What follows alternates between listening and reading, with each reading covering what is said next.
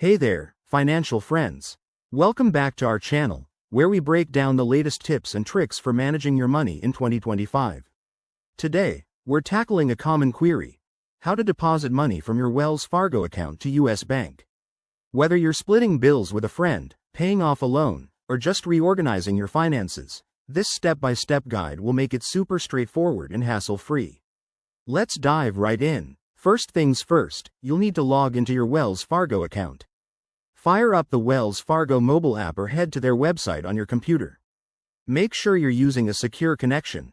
Always a smart move in 2025 with all the cyber stuff out there.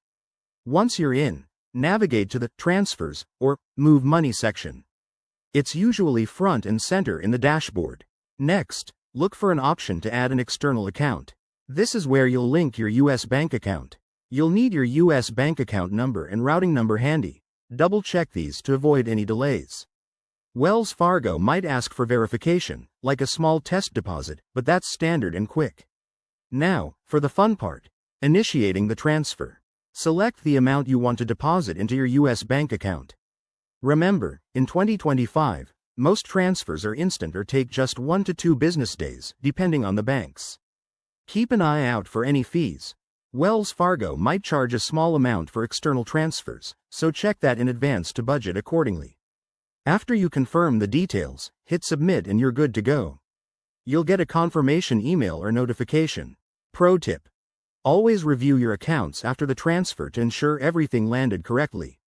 If you're dealing with larger sums, consider using a wire transfer for faster service, though it might cost more. And there you have it. That's how you seamlessly move money from Wells Fargo to US Bank in 2025. If you found this helpful, give it a thumbs up and subscribe for more finance hacks. Drop your questions in the comments below, and we'll see you in the next video. Stay savvy.